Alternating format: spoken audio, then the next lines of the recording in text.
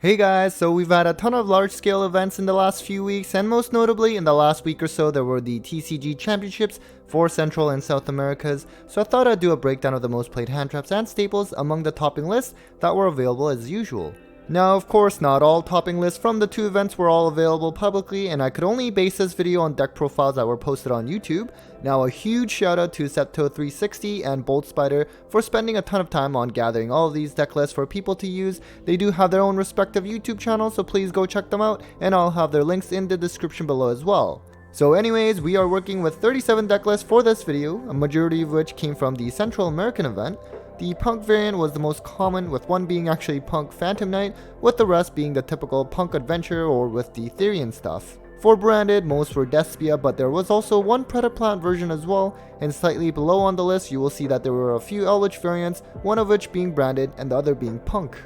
The rest are pretty familiar tier 1 or 2 decks, and so no real surprises here. As for a descriptive overview of the hand traps, in the main this time it ranged from 0 to 16 cards with a median of 8 hand traps, which is higher than the median of 6 we saw in my last month's top cut breakdown of various nationals. Now I typically do a breakdown of the proportion of hand trap to the main deck size as well, but unfortunately I didn't have much time this time around to do an accurate count of the deck size for each profile, so we will skip those measures for this video. As for the side deck, this ranged from 0 to 10 hand traps with a median of 4, again slightly higher than the median of 3 hand traps in the side in last month's breakdown. As for going second board break cards like back row hate or monster removal, we had a range of 0 to 8 cards with a median of 3 board breakers in the main, exactly the same as last month. As for the side deck, these cards range from 2 to 10 cards with a median of 5 board breakers, again the same as last month. Now let's cover the most played hand traps among the available topping lists. At number 1 as usual is Ash Blossom, and I'm almost surprised that there were 3 lists that did not play this card. Branded variants are rampant right now, so hitting branded fusion with this is nice, but it just hits so many cards it's nice to have. Next is Nibiru, which has been seeing a lot of play lately despite the fact that it's not really a combo format right now. Still deadly against a variety of decks, particularly Rogue, and not to mention Punk Engine is quite popular right now. After that is Droll, which has also been creeping up in popularity lately after initially falling in favor after the death of Burdup. Drytron is more powerful now, so I'm sure people respect that deck as well, and branded Despia tends to add several cards as well during their play, although it looks like most lists were side decking this card if they were running it. Following that is Infinite Impermanence, which is just your good old reliable hand trap that's good going first and second.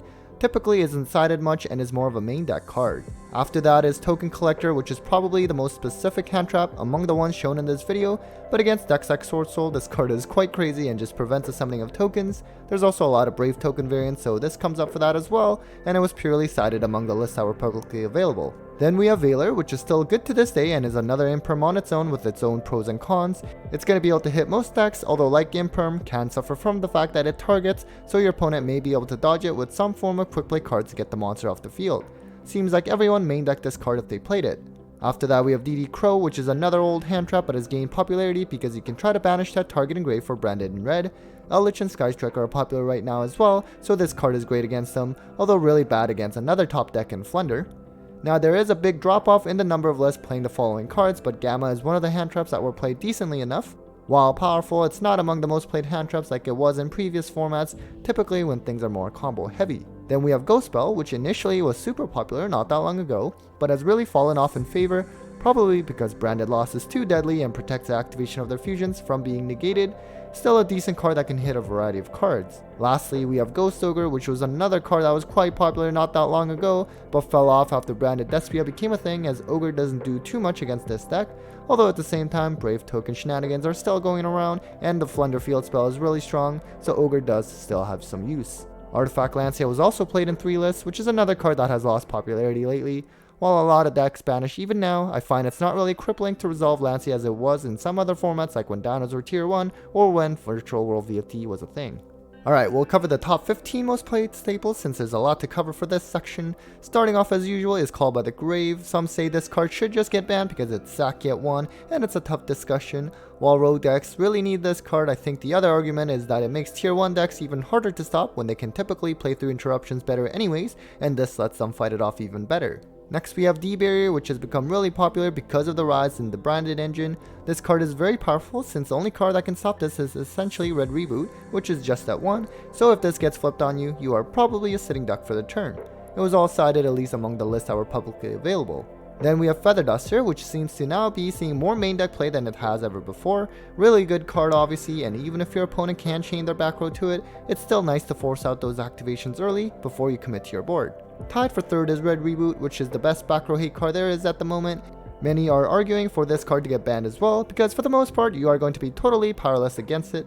I do love this card, but would understand it if it ever got banned, although if that's the case, then cards like D-Barrier, where only Red Reboot can stop it, probably would need to get limited too as well. Another type for third is Twin Twister, which has been more popular than Cosmic Cyclone the last couple formats as a quick play back row removal of choice, likely because against Floowandereeze you need to hit their Dreaming Town before the main phase, and they almost always have more than one set, so Twins just gives you a better chance to snipe it. It was all cited among the lists that were publicly available. Then we have Forbidden Droplets, which has quickly become a main deck staple and despite the multiple reprints now, remains kinda expensive. Great against most decks, particularly to combat that Scythe Log, although against Floowandereeze it may become useless if Shift or Resolved. It was all main decked among the lists that were available. So this time I decided to include Fairy Tale Snow in this section as well, while technically not every deck can run it, so it's not really a staple side deck card, and in fact is really purely a main deck card. I thought I'd show this card is quite common in a variety of decks being run. I really don't understand how this card came off the list.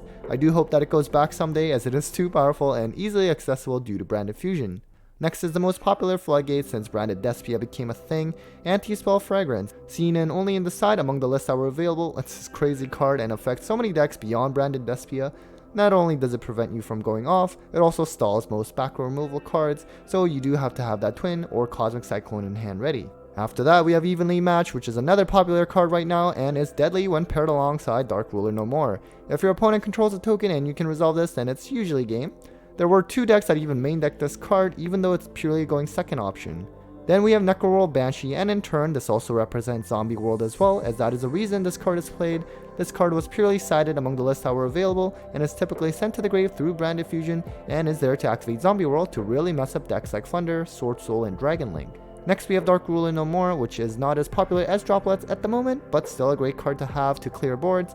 It's also seeing a good amount of main deck play despite being a going second card, just because you are going to lose some die rolls and this card may be the one to help break boards. Then we have Artifact Scythe, which was only main decked and is pretty toxic card that Konami should have gotten rid of already. Gone are the days where only Artifact Sanctum could bring this out. Now decks have different ways to trigger this despite the absence of DPE. After that is yet another toxic card in Mystic Mine, really seeing play in main deck a lot, and it's not just Sky Striker, it's in decks like Drytron and even Swordsoul despite not having a field spell of their own to easily out their mine. Not a fun card, I hope it gets banned soon like the OCG. And finally, we have some more back removal in Cosmic Cyclone and Lightning Storm. Not too much more to say about these cards other than what I've already said earlier. There's just a lot of need to clear back row or force out activations early in pretty much every format, and there's plenty of options available and these are some of the best ones. Alright guys, so that was it for this month's breakdown of the most played hand traps and staples among the topping list. Hope you found that useful in adjusting your deck list.